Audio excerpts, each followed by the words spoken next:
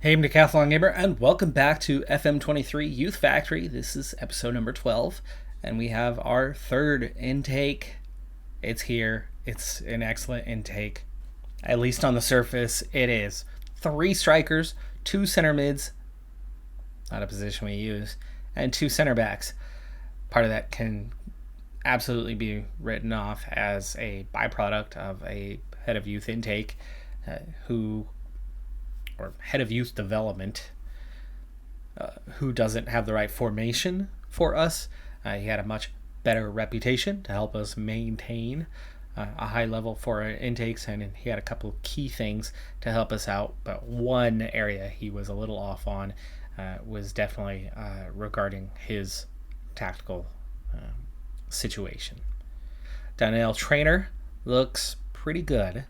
But let's jump in and see these guys in action. This is actually the first time that we actually have a proper U18s, because year one, we had no U18s player whatsoever. It was all just the grayed out kids. Year two, after that first intake that we had, almost all of that intake went straight to the senior squad. And so the current ability 1 guys were split. Some of them were too old, so they played in the under 23s. Some of them were young enough that they played in the U18s. But it was current ability 1 players. So when we had that second intake, that's not a proper game. The intake players absolutely hammered the U18s. But following that intake, and this is where we're at now, following that intake, some of those players went straight onto the senior squad and started contributing right away. But a lot of those players, and with some players who had been backups on the senior squad in year number 1, were bumped down to the U18s. So we actually have a proper U18 squad right now. We have some current ability 45s. We have lots of current ability 30s. We still have a few grayed out players, and we have 2 of those current ability 1 guys left now as over 18s, and definitely going to get bumped up in the coming year, plus a couple more that are going to get bumped up, but I'm sure there are plenty to join them from the current intake. So for the first time, I have a proper, and this guy was just signed for free to somebody else, but we brought him back. For the first time, we have a proper current U18s versus intake game. The current U18s don't have a lot of quality. They should still be beaten by the intake, but that's going to be a big test. Will they be beaten? And so our U18s are going to take on our youth candidates. Let's see how this game goes. Trainer is going to start on top. We know that he's likely the biggest prospect of the bunch, which means if we lose Bick this offseason, which we very well could, we've already got what looks like a ready replacement for him. Healy taking a free kick, dangerous position, free chance, goes wide. The older existing U18s team is the one in purple today. The candidates are in the green and black. Nice ball over the top, and Ivan chips the keeper. Probably a decent decision, but does not get it on frame. That was their first attempt. 24 minutes played. Defense is holding firm. Nice ball to Kitching with some space. It's going to take that shot, but takes enough touches that defense is able to get in position and have enough time to react and block that one. Kitching again finds Mortland inside. He's going to blast it over the top of everyone and over the top of the bar. And it remains goalless after half an hour. He's been the most noticeable player on the ball so far. 4th kill. Coots, saved by the keeper. The intake have the advantage in terms of XG, in terms of shots, passing percentage, tackles won. All the stats that I've seen so far pointing their direction, but I've definitely not seen all. Another ball inside, cleared. Multiple clearances. Clark should have brought it under control, but there's Woodward. Woodward's that player who was just lost for free and recovered. Now 17 for him. Playing out on the right wing. Evans, long ball. Coots in some space, takes that space, takes the free shot, kicks it straight to Perot. Halftime, 9-2 on the attempts. The intake has definitely shown that they're the better team. Possession also favoring them, corners favoring them. Fouls, they have committed fewer than half in comparison. Tackles won is 100%. Headers have not been their strength, so they might be a little undersized potentially. Or it's just the number of long balls that they're trying to send in, and they're just at a disadvantage on those. They're outnumbered. That very well could be the case. Pretty dominant, but no goals. As we begin the second half, good gang tackle there, but it's still green ball. 50 minutes played. Purple, will this be a chance for them? Healy. It is a chance for them, and it's a goal. Hutchings. Ball kicked straight at him with plenty of power on it, but not able to parry it away. Hividston looked offside on the near side. We have no idea what's going on far side, as the angle didn't show us where others were placed. He is definitely behind his man, but he's not behind the whole line. He's behind whatever defensive mid was actually marking him, and the rest of the lineup was fine. Mayer picks up a knock. Ivan goes really close on that free header. Tight angle. He tries to squeeze it past the post, and he does squeeze it, but squeeze it the wrong side of the post. Ivan takes this free kick. Lenihan Prince. Boy, no finishing in this group. They have had so many chances, and yet they trail 1-0. The U18's taken advantage of the fact that they are better at headers. The intake have much more skill, but seem to lack finishing and lack heading ability, at least indicated from this one game. That long ball, again, another header. Coots does find his man. That's blocked. Perot, grateful to grab that one. Well over 1 on the XG to just 0.3, but they trail on the scoreboard. Can the kids get control? Bond, they finally win a header. Can't put it on frame. Again, lack of finishing. Just 4 shots on target out of 14. That long ball sent forward. Not good decision making. If I were to say something about these intakes, besides what I've already noted about the lack of heading and lack of finishing, as they lack another finishing, he could have probably taken control of that instead of just straight volleyed it. It's the decision making. The obvious youth stage that these guys have is Furness forces a really good save from Perot on that one. Subs are beginning to happen here. Coots misses wildly. They have so much more skill. This group as a whole is clearly significantly better than the 18s, but they're being beat mentally. As Sakur is going to get a consolation goal and level it for a draw, so the fight stays in them all the way to the end, and they are going to draw level here, but they're still going to miss out on the win, a win that should clearly be theirs. So many chances to seal it, actually, and get the winner. Will they miss another? Offside. Who's offside? I don't see any offsides there. Bond is very much not offside, and the original shot's not offside. Someone somewhere was offside, and they decided to call it. Total dominant performance, yet only 1 goal compared to the 2.3 XG. More than 2 goals ahead in XG. But the youth players cannot come away victorious. Interesting to see, and like I said, I think it's going to be down to mental more than anything else, as they are coming up out of those teenager ranks and just not yet developed some of those mental attributes needed that the 18s have been getting over the last 1 to 2 years, and helping them develop and giving them an edge here where they were completely outplayed and yet come away with a draw.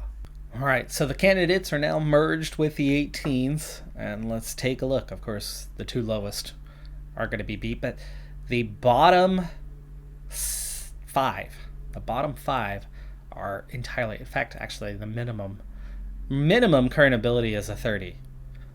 5 intake players plus 5 existing players have a current ability of 30. One of these guys has a 30 of 30. That's quite poor. I should probably just not accept him because he's never going to play for us, ever. And I shouldn't just take every player just because. None of those have current abilities or potential abilities above 100.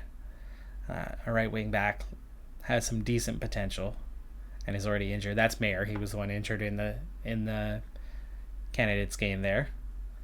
Furness, a little bit better. We start to climb to actual prospects. We have a goalkeeper with a decent current ability and plenty of potential. And then we have 5 players. And that was my prediction, 5 or more. However, of those 5, only 1 is where I predicted, and that being a 50 or better. I expected to have more. There's 4 guys here. 3 of them exclude Coots. He's only a 72 potential. When you throw in the goalkeeper, I'd say we have 5 guys that could play at the senior level for us and could replace some guys or fit in to be backups, but only 1 is ready to contribute right now. Donnell Trainer, great potential, definitely not the best. And here is one clear thing. We are seeing a drop-off. Now that we have a head of youth development, this is not as good of an intake as what we've been getting. It's good. Without a doubt, it's good. There's still plenty of quality here, but it's weaker than the previous 2 intakes. So I do think your head of youth development, when you have perfect facilities, a weak head of youth development is worse than having none at all. But once you have one, well, you're stuck with it from there on out. Are we going to count on just getting 1 player? Well, we're going to look to improve that head of youth development, the club reputation, the league reputation, all of that's going to improve. Other facilities will be improved, but that particular portion, it's going to be a long time, I think, before we see the type of intake that we got in that first season or 2. The quality that we had year 1 was tremendous. The quality that we're getting now, not up to the same level. Definitely not. There's still some potential here, though, and these guys will fit in. Here's my new squad makeup. The U18s, with 2 intakes in there and only 1 player to move up to senior level, left us with a bloated U18 squad, which meant that development would be poor. Now, the U18s would be our best place for development. You can't have too many players there, otherwise you're just not going to get any of said development. And therefore, I had to start making some players move on. The idea was first to move the oldest players. There was a handful of 18-year-olds now, and instead of waiting until the end of the season, move them right away. So I bumped them up to the U21s. But then I bumped some others. And who I bumped was the ones with the lowest potential ability, because they're never going to feature for the club. These are the guys that have a chance with development to feature. Right now the best is a 48, so almost a 50 with some potential ability. Connor Mortland very well could be a player that makes the senior squad. Lanahan, Penrace, is that a brother? Could be. Half brother. Could make the squad. They have the potential ability, they have decent current ability, and depending on what happens in the off season, we may see these guys up there. A lot of these guys are stuck, though, on that current ability of 30, but they definitely have better potential. So the U21s is where I've now stashed away the oldest and the worst. And a couple of them aren't going to be with us much longer, because for the first time, I'm turning down a couple of intake players. Gilson and Evans, they'll spend a month. That's the length of the youth contract. They'll spend a month down here, but at current ability 30 and with potentials maximum of 41 amongst the pair, they're not going to be staying with us. Jordan Clements is somebody that I would let go for the same reason. And then I've got our oldest ones. So here's all those weakest. 54 current ability, or 54 potential ability is the strongest of the 4 that didn't just age out. One thing though is even our under 21s is still a team that's not overly bloated. You're looking at 20 players that are here, so they can just about get away with that, and the under 23s of course just have the oldest current ability ones. It does appear though that next year, one more year from now, is going to be the first time where we properly start saying goodbye to, well, those current ability 1 players in particular.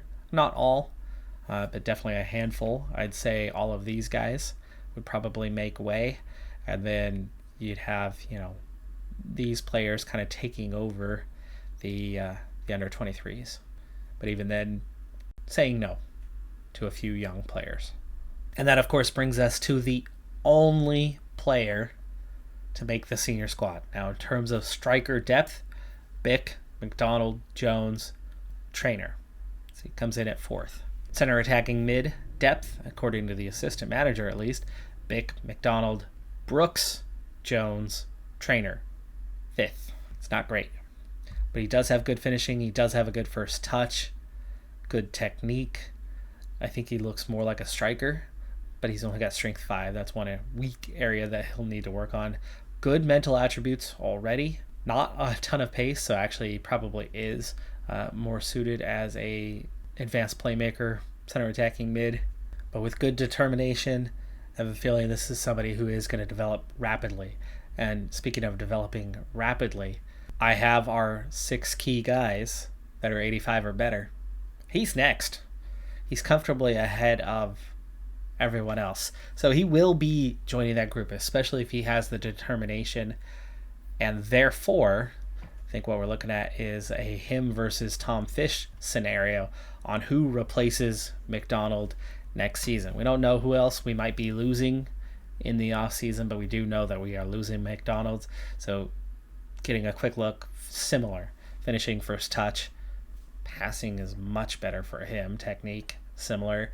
Also a little slow, also lacking strength. Does not have the mental strength, and therefore you're probably already looking at, this is somebody who's only mildly determined. He has good flair, good backup for the position.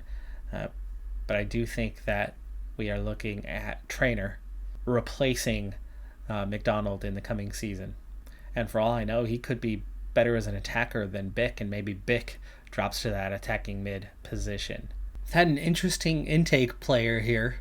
So Ivan Beal, favorite personnel, he has us listed, so maybe I was the attraction, which was a weird one without any reputation. But I suppose if he wasn't spotted by the big clubs and didn't make it into their intake, I could see how he could fall to us with those perfect facilities, and we can go out and scout this kid and find some kid who flew under the radar elsewhere. I want to see actually just how good is this player. Is he any good or not? But Ivan Beal, he's got at least one Spanish parent, one English parent, you would think, based on the nations he's eligible for. But he grew up in Spain. He was born in Spain. He's fluent in Spanish, but not English. He's got basically English, and that's it. So we are sending him on an intensive course. I think the attraction that brought him here was somehow myself, my manager. And I could see how Beal was overlooked. Current ability 40, potential ability 82. He's a player who figures he's got a shot at making it on a squad such as ours, and somehow I'm a known quantity. That attracted him, and with our strong youth facilities that brings him in, but with a potential ability of just 82, I could see how none of the La Liga teams are going to try to bring him in. None of the second or third tier teams are going to bring him in. He's good enough for us, not good enough for them. I love a good stat line, and here's a great one for you. Best attacking forwards in the league, and a look at Ashley Jones specifically, and you can see how he is right at the top of the league in shots per 90, assists per 90, and throughout progressive passes, well above average, though not at the top. Shots on target percentage also only slightly above average, but otherwise absolutely dominates play. Oh, and then there's the team side of it. Goals per game, shots per game, that's all us. Shot percentage, it's very good, well above average, but not in the highest percentile. Also, dribbles per game is below average. We don't progress the ball as much dribbling, we progress it with passes. Cross percentage, pass percentage, all well above average. Fouls against per game also on the good side. I like this extra pop-up where you actually have the numbers. Ashton and Blackwell United, I don't even know where they're at in the standings, something like mid-table. Definitely not one of the top contenders. But this is the semifinal of the R League Cup. McDonald lays it off for Jones, and Jones already finds the back of the net inside the first 3 minutes, something we have done in, well, each of the last few rounds. Nice ball ahead to McDonald. McDonald had a layoff available for Gordon, and instead he turns and drops it down for Jones, who is in a worse position. But Jones gets the finish and the goal. McDonald with the cross to Gordon, a little bit too far out. Redknapp gets cross in for Jones. Well cut out by the defender. McFadden, long ball over the top for Jones. Jones is going to get there first. That should have been the keeper's ball, but the keeper decided to retreat to his line instead. Jones, corner kick. Headed away. McDonald, free shot. Good save from Grazi. We've still only played 9 minutes. Bick lays it off. Atkins finds Brooks. Brooks over the top for Bick. Bick to make it 2. Good save from the keeper on that one. Good job to come off his line this time around and make a play. Jones. McDonald back inside for Schmizek. Lays it off for Redknapp. Redknapp over the top for McDonald. McDonald doesn't take the open shot. Finds the pass. Eventually, it ends up on the foot of Jones, who's already got himself a brace.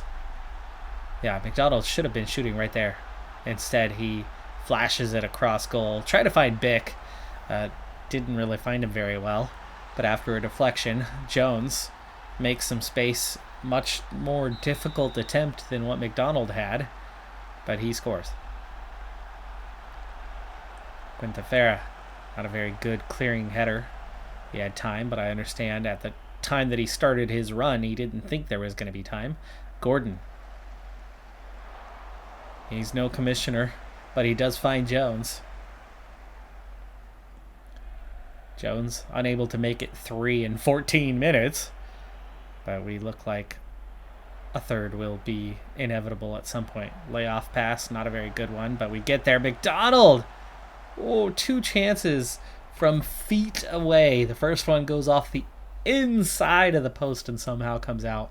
The second chance looks like it might have bounced off a knee or a shin or something, but from point blank range. They get an attempt from point-blank range, and a fantastic diving save from Pedres there keeps our clean sheet intact for the time being. Bick, a couple times, have already attempted to make a run, but nobody wanting to send him a ball at the moment. And the crowd enjoying a little ole every time we make a pass. McDonald makes a run. We make the pass. It's deflected, but Brooks gets it back. Now Atkins. Brooks again. It's deflected again, and then Bick's shot is deflected. Jones on a yellow? Is that from the celebration or something after the goal? Atkins. 3 headers for Atkins. Eventually, Bick passes to somebody besides Atkins. Schmizek. Long ball. Gordon takes it down the line, crosses in. Jones nearly does get his hat trick inside the first half hour. They've had just the one shot. Good XG for that one shot. It was a pretty solid chance. required a very good save, but we are on 1.6 XG and absolutely dominating play here through 35 minutes. 10 minutes till we hit halftime. Jones will not see the end of this game. I will not take the risk that he gets sent off. I will sub him at halftime, even though he's on a hat trick. Gordon retreats. Tries to lay it off for Atkins, but Atkins doesn't want to chase, so Gordon has to keep after it. Nice little inside heel pass there. Quintafera. Brooks keeps it twice, but loses it. Jones lays it off. Schmizek. Redknapp inside. Outside to Gordon. Gordon onside there. Jones. Jones does get his third before we get him subbed off. What a game from Jones. Was Gordon onside? That right side of that defense, I think, was playing him on. Not convinced he was onside. Not convinced he was off either. It was a lot closer than what I thought I had seen live. Double substitution at the half. Trainer. We're going to give him a look. I want to see how he performs in a half.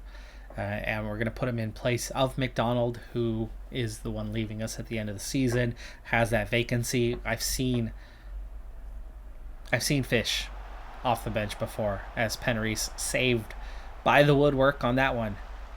Bick. Trainer. Here's Trainer. His first appearance. He tries to chip the keeper up to the corner, though. I mean, he didn't just chip him, but didn't get much on that. Bick. Long range shot. Not much doing on that one. McCullough on a yellow. Oof. Second yellow and a send-off. I don't see what he did wrong there. Poor guy. Now they're playing with 10. Fish comes on to play that left wing spot, actually. So he's out on the pitch as well, as he can play left wing or at attacking mid. And, of course, even though we were having scored the hat trick and potential for more, it was that yellow card. Did not want to risk. Thought we had a recovery on that tackle. We don't, but we get the ball back anyway after they try to go long. Gordon retreats to get to that ball and then lays it off for Redknapp. Good defending to get in front of him. Now he's got some space, though. Poor pass to Gordon. Now in some space. Gordon gets there and finds Bick. Offside. Who's offside? Gordon didn't appear to be offside. Bick? I thought he was level with his man. No replay. McFadden now on a yellow. Trainer. Tries the through ball for Bick, but don't think he could make up his mind whether he wanted to go through or direct. And in the end, I think he went direct, but the defender was well placed. Trainer! Close to his first. I believe this is his first appearance. Also, I don't think he's been called up. We've only had one game since the youth intake. And it was a draw. We've had a draw, by the way. So we've now had 2 non-wins this season. Trainer into space. Finds Atkins. That's a good find. That's a good run from Atkins to take that space as he had left it, as that would have been his position normally. Smith with the clearance, but Fish gets there and then lays it off for Brooks, and Brooks wide open. Can't get the shot on target. In fact, nowhere near target. I have a sub for McFadden. Chris Webb. We'll go ahead and use that sub and get that yellow card out of here in the final minutes. Bix. Not Bix. Brooks. Now Gordon. Gordon lays it off all the way back to the defense, even though he had all kinds of space. McFadden. Fish. Lays it off for McFadden. Fish on the run. That's deflected. Out for the corner. And Fish scores. 6th goal of the season. He's gotten a lot of that time, I think, at right wing. Or somebody has, and he's played. Good near post header. Good finish. 4th goal. And we will play in the final after absolutely manhandling them. I mean, we were all over them. Could have been worse, but I think 4-0 was probably the most deserved scoreline. They probably deserved to get one. They certainly had, well, really just two plays in which they threatened all match. It takes a little bit more than that to get some goals. So we will play in the final of the Walter C. Parson Cup. Godolphin Athletic, or Atlantic, sorry, not Athletic. Atlantic is who we will play, and Godolphin Atlantic, just 12th place in the league. We've absolutely crushed them prior. 32-point lead in the league, though we have a draw and a loss now. Our goal differential is better than the points, still +1 in that department, with just, 2 matches to play. I don't think we're on track, though, so we would need to be at least +5 over those 2, assuming we win them both. But we're not on track for playing, 32. We would need a +96, I think. Yes, we would need a +96 to be a +3 across every match. I don't think we're going to get 10 goals in those final 2, but you never know. We do seem to do even better when I manage the team than when the assistant manager does. 38 goals for Ashley Jones, by the way, and an 8.2 rating and 15 assists. Ashley Jones is absolutely tearing it up. Let's hope we still have Ashley Jones next season. That is going to do it for this episode, though. We are going to be wrapping the season up here very soon. I'm a Decathlon Gamer. Like, comment, subscribe, and I'll see you next time. Have a good one. Be safe out there, and bye for now.